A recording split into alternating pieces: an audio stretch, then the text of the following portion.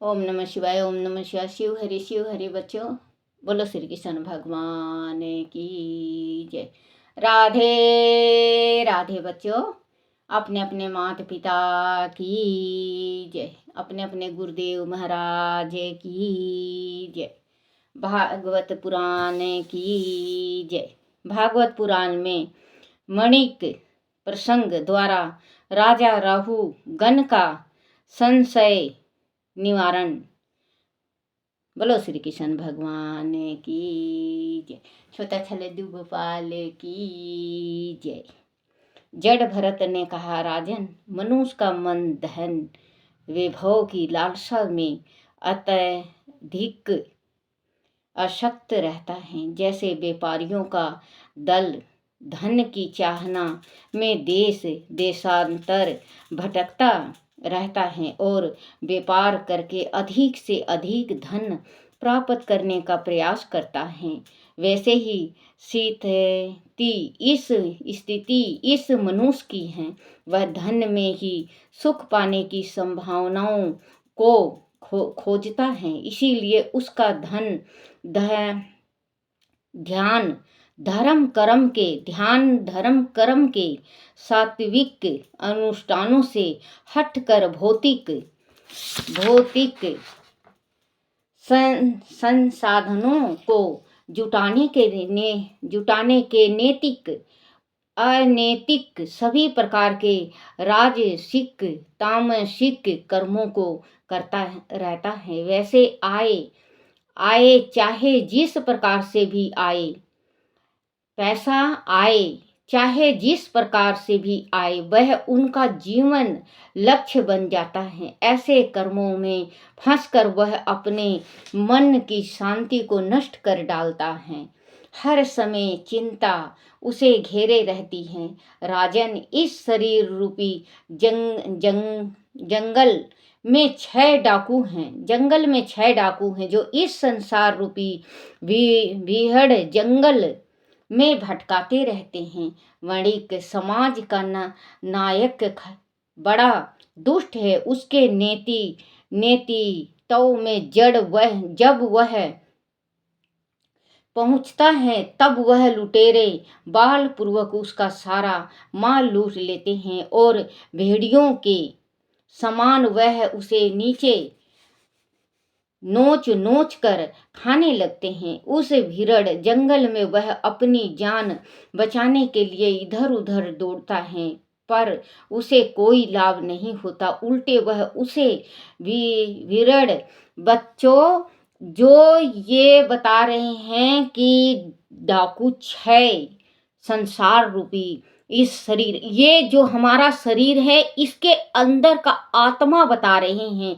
ये जड़ भरत ये कह रहे हैं कि हमारे शरीर रूपी जंगल में 6 डाकू हैं जो हमें मतलब भटका देते हैं। भीड़ उसको कहते हैं घने जंगल में रहते हैं। जब हम पैसे के मोह में भटक जाते हैं तो वो हमारे ऊपर मतलब हावी हो जाते हैं और हमारा सब कुछ लूट लेते हैं। जैसे कि हम आज 100 रुपये कमाए हैं बच्चों, देखो आज 100 रुपये कमाए हैं, कल हमारा लालसा 200 कमाने का होगा, परसों हमारा 400 कमाने का होगा, 600 कमाने का, लाख 2 लाख 10 लाख, अगर 10 लाख कमाते हैं तो 10 करोड़ पे 1 करोड़ पे चला जाता है बात, 1 करोड़ से 10 करोड़ हो जाता है।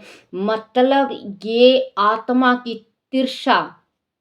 देखो बच्चे, जली हुई जबान नहीं पलटता। मेरा बोलने को तो आता है मुझे, लेकिन जबान नहीं पलटती। जैसे तिरछा, आत्मा की तिरछा जो होती है वो इतना ज्यादा हो जाती है कि वो बुरा भला, ऊंचा नीचा, अगल बगल, अपना कुल खानदान कुछ नहीं देखता। जिस टाइम वो उसको पैसे की भूख होती है, वो चाहे कहीं से भी लाए, उसको पैसा लाना है और लाके तिजोरी में रखना है।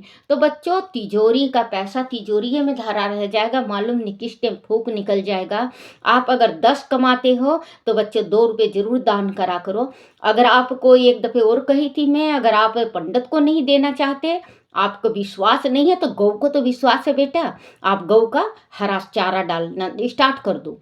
हरा चारा एक महीने में अमावस के दिन या पूर्णमासी के दिन या एकादशी एक दिन ले लो बच्चों।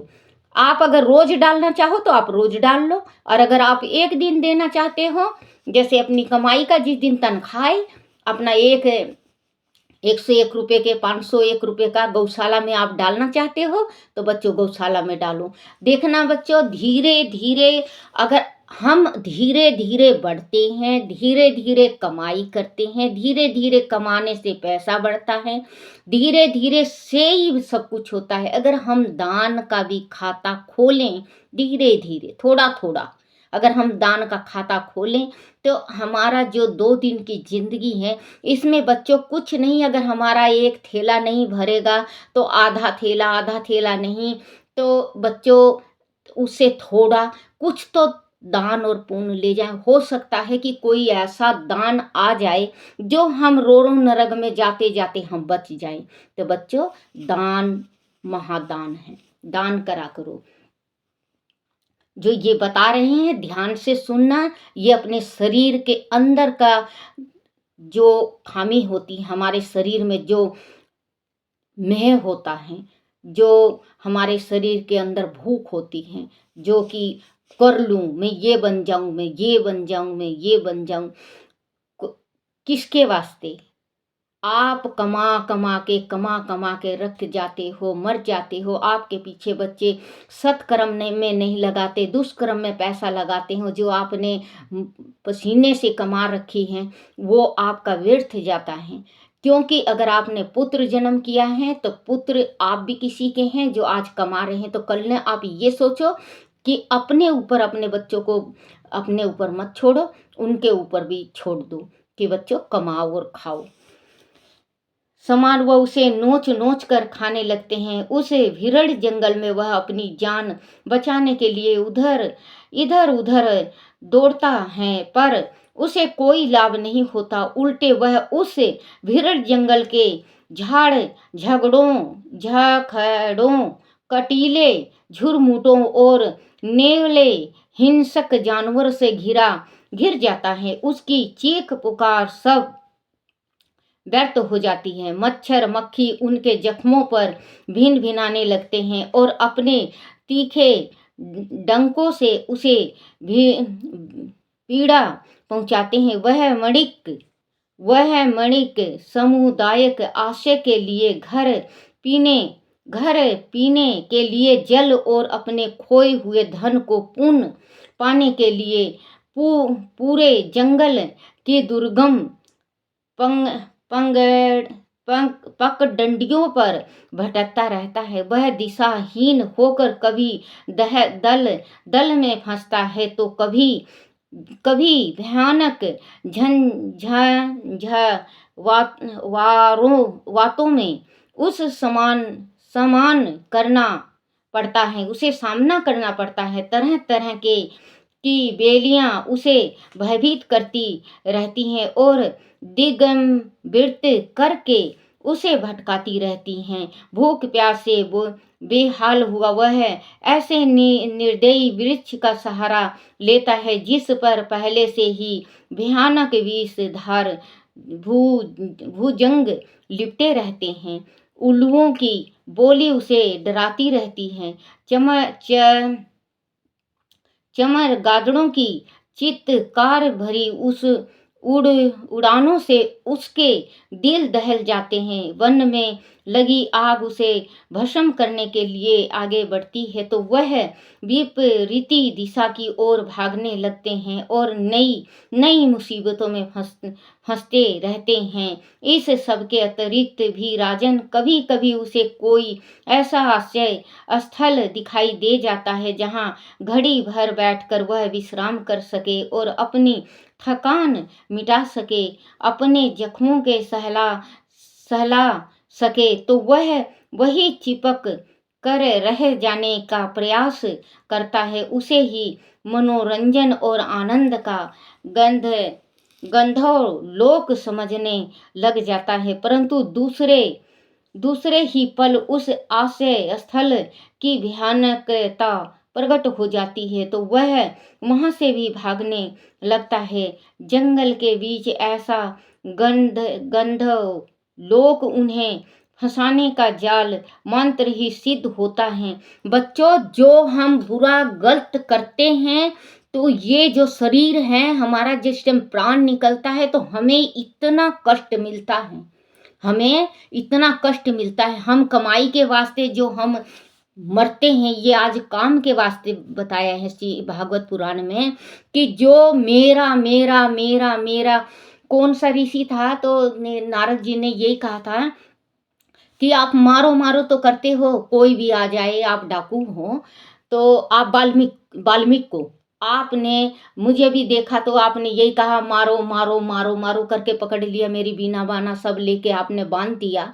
तो आप राम का नाम लो, जो जितना आप मारो मारो करते हो, इतना अगर आप राम का नाम लोगे तो आपकी मुक्ति और गति मिलेगी।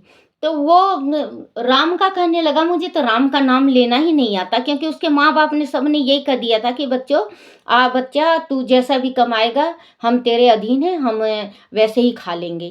तो आके कहे थे, बोले कि हमारी कोई भी मतलब मेरा सहारा मरने के बाद मेरे साथ नहीं जाएगा, ना मेरा पाप का भागी बनेगा कोई।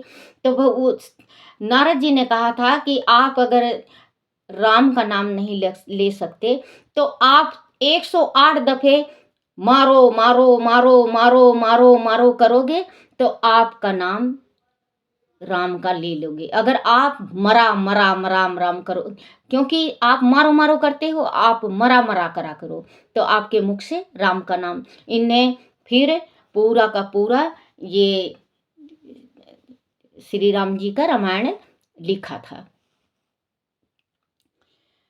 लगते हैं जंगल के बीच ऐसा गंधर्व लोग उन्हें फंसाने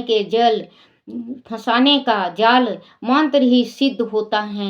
जैसे कोई व्यर्थ अपने शिकार को फंसाने के लिए जाल फैलाकर दाना बिखेर देता है, उस समय बचने के लिए कभी वह पहाड़ पर चढ़ते हैं तो कभी खाई में उतरते हैं। आत्मा अल्प साधनों के बीच उसे अपना परिवार बड़ा दिखाई देने लगता है। तब वह दल आप से में ही लड़ मरने लगता है। तब वह दल आपस में ही लड़ने मरने लगता है, एक दूसरे पर आरोप प्रत्यय यह रोप लगाने लगता है, पराई वस्तु को हड़पने का प्रयास करने लगता है और पकड़े जाने पर अपमान का 10 दंश सहता है। राजन, इतना होने पर भी नई राह की खोज में वह दल आगे ही बढ़ता रहता है। आपस में कभी प्रेम संबंध स्थापित करता है तो कभी वेर भाव अपना लेता है। पीछे छूट जाने वालों की उन्हें कोई चिंता नहीं होती। ऐसे भयानक जंगल में भटकने वाला वड़ी के दल में से किसी को भी आज तक परमात्मा तत्व की प्राप्ति नहीं हुई, क्योंकि उनमें एक टुकड़े के लिए अभिमान स्वरूप उसे अपना बताकर लड़ते मरते रहे। फिर उन्हें भगवान विष्णु का अविनाशी पद कैसे मिल पाता। जातिगत संस्कारों के अनुसार दंपत्य सुख में रत होकर वह इंद्रियां भोग से अपनी इंद्रियों को ही तृप्त करते रहे। उन्हें अपनी क्षीण होती आयु की भी चिंता नहीं रही। हे राजन, तुम भी इसी भयानक जंगल के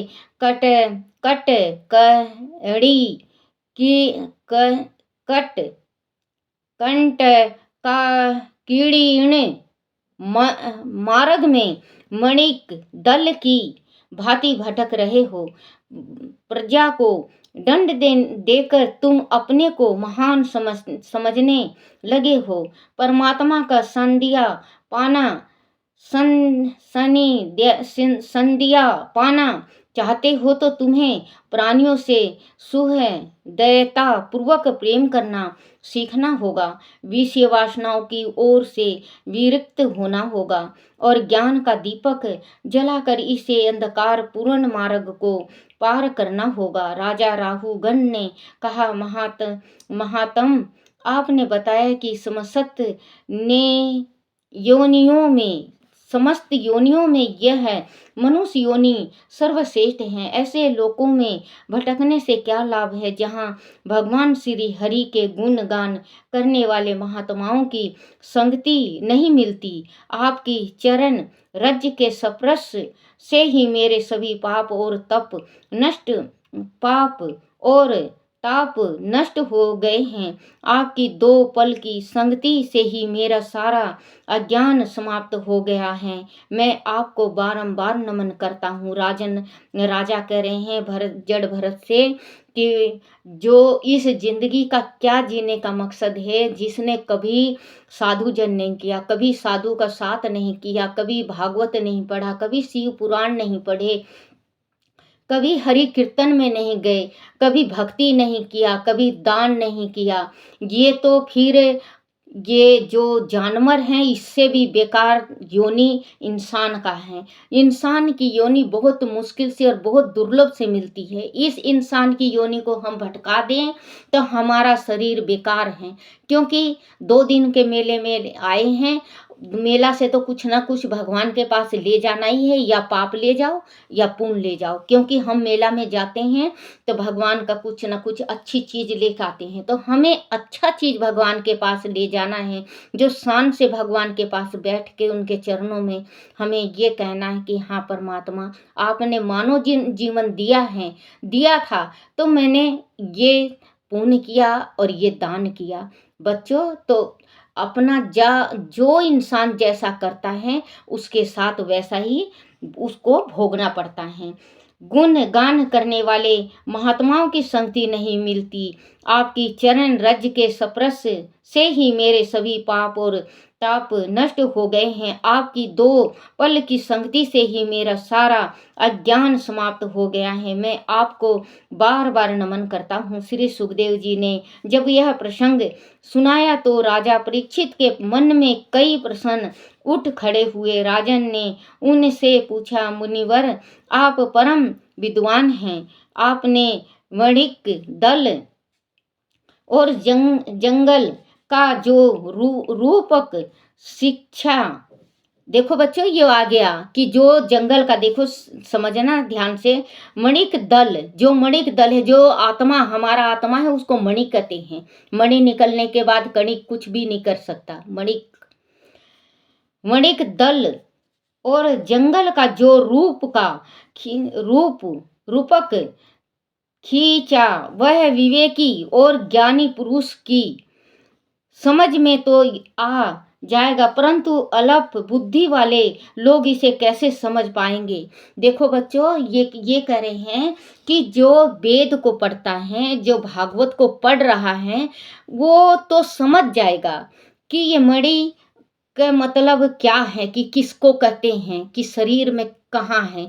क्योंकि अभी मैं पढ़ी हूँ तो इसमें जंगल ही जंगल है, तो आपको ऐसा ही लगता होगा जैसे कोई जंगल में भटक गया है। तो आत्मा भटक जाती है बच्चों। ये जो शरीर की मणि है, ये मणि भटक जाती है। 6 डाकू होते हैं। 6 डाकू उनको कहते हैं काम, लोभ, मोह इनके बस में हो जाता है। इनके बस में हो जाता है इंसान तो सारी चीज बिचल जाता है। ये अपनी गृहस्थी संभाल लेता है, अपने बच्चों के पीछे घूमने लगता है। उसका जब बुढ़ापा आता है, अंत समय आता है, तो कोई साथ नहीं देता, और जिस टाइम मर जाता है तो वो गठरी उसके सिर पे धरा जाता है। पाप की है कि पुण्य की है, कैसी गठरी है। कहते हैं ना, डाली पे बैठा हन सारोया, डाली पे बैठा हन सारोया, पाप कितना कमाया रे, उड़ जाएगा हंस अकेला, यो चला चली का मेला। रोता रोता ये बोले, मुझे इस जन्म में नहीं आना, मैंने कितना पाप कमाया रे, उड़ जाएगा हंस अकेला रे, ये चला चली का मेला। क्योंकि ये चला चली का मेला है बच्चों। यहाँ पे जो आया है, आज नहीं तो कल उसको जाना ही पड़ेगा। कोई 100 साल की जिंदगी जी लेता है, कोई 105 का, कोई 60 का, कोई 80 का। लेकिन ये चला चली का मेला है, 2 दिन का मेला है। अब आप ये देखो कि अपने थैले में आपने अपनी पुण्य की गठरी में जो भगवान ने आपको गठरी दे रखी, जो आपके हैंड बैग दे रखा, जो बैग दे रखा भगवान ने, उस बैग में आप कितना दान और कितना पुण्य ले जाते हो, और कितना पाप और कितना, जैसे किसी को कोई गलत काम कर देता है, पाप ले जाते हो। तो बच्चों आप ये देखो कि कितना मैंने दान किया है, कितना मैंने पाप किया है, वो दोनों गठरी में धरे रहेंगे। जिस टाइम तराजू में तुला जाएगा, उस टाइम पाप की गठरी ज़्यादा भारी होती है या पुण्य की, वो भगवान के पास, वो तो हम जिस टाइम कहते हैं ना, अपने मरे बिना स्वर्ग नहीं दिखता, हम तो बोल सकते हैं, वो तो जो मरता है उसी को पता चलता है कि उसने पाप किया है या दान। लेकिन बच्चों पाप और दान यहाँ पे भी फलित होती हैं। मरने के बाद, इंसान के जाने के बाद, अगर 10 बंदा ये कह दे कि बहुत अच्छा था, तो ये समझ जाओ कि वो दानी था। और अगर 10 बंदा ये कह दे कि अच्छा मर गया, या ये धरती से बोझ उठ गई, तो ये समझ लो बेटा कि उसने वो पाप कमा के ले गया है। क्योंकि भगवान के जिस तराजू में तोल होता है, वो जवान इंसान का भी वही तराजू होता है। जो बड़ाई गाया जाता है, तो ये समझ लो कि उसने दान करके मरा है, अपने साथ पुण्य की गठरी ले गया है। और जो किसी की बुराई होती है, आप ये सोच लेना बच्चों कि उसका वो पाप की गठरी ले गया है। विवे जंगल का जो रूपक खींचा खींचा खींचा, वह विवेकी और ज्ञानी पुरुष की समझ में तो आ जाएगा, परंतु अल्प बुद्धि वाले लोग इसे कैसे समझ पाएंगे। अंत मेरी आपसे प्रार्थना है कि इस जटिल विषय को सरल शब्दों में खोलकर समझाइए, ताकि सभी का कल्याण हो। क्योंकि बच्चों देखो, ये कह रहे हैं कि जिसको नहीं आएगा वो बेचारा कैसे समझ पाएगा। आप मुझको बिल्कुल आप ये खोल के बताओ कि इसका जो सुन रहा है उसको भी समझ में आए। जो विद्वान है उसको तो समझ में आता है, जो विद्वान नहीं है उसको नहीं समझ में आएगा। तो बच्चों कल के अध्याय में ये जड़ भरत सारा खोल के बताएंगे, और आप ध्यान से सुनना, और आपके घर में हो तो आप पढ़ना। बोलो श्री कृष्ण भगवान की जय। बच्चों खाटू श्याम का इतना ज़्यादा मैं तस्वीर नहीं बना सकी, क्योंकि वहाँ नहीं बनाने दे रहे थे, मोबाइल ले लेके वो कर दिए थे। थोड़ा मोड़ा बनाई हूँ, तो मैं वो गुड़िया से डलवाऊंगी रात को। बच्चों तो मुझे माफ़ कर दो अगर मेरे से गलती पढ़ा गया हो, या कुछ मेरे से गलत शब्द निकल जाए तो। और बच्चों ध्यान से सुनो और पढ़ो, अपने माँ बाप की सेवा करा करो। माँ बाप की सेवा से बहुत, माँ बाप के सेवा जितना कोई पुण्य नहीं संसार में। आप दान करो, माँ बाप की सेवा करो, चारों तीर्थ आपका घर ही में बन जाएगा। क्योंकि जो जिसने माँ बाप की सेवा कर ली, उसके घर में खुद ही तीर्थ विराजमान हो जाता है। और बच्चों जैसे ये भागवत हैं, तो भागवत का एक अध्याय आपके घर में है तो ज़रूर पढ़ा करो। भागवत नहीं हो तो गीता का एक अध्याय आप ज़रूर रोज़ पढ़ा करा करो, क्योंकि घर में सुख शांति होती है और अपने मनोकामना पूर्ण होती है। बोलो श्री कृष्ण भगवान की जय। श्री कृष्ण गोविंद हरे मुरारी, हे नाथ नारायण वासुदेवाय, हे नाथ नारायण वासुदेवाय, हे नाथ नारायण वासुदेवाय। बोलो शिव, बोलो लड्डू गोपाल की जय, बोलो राधा कृष्ण की जय। अपने अपने गुरुदेव महाराज की जय।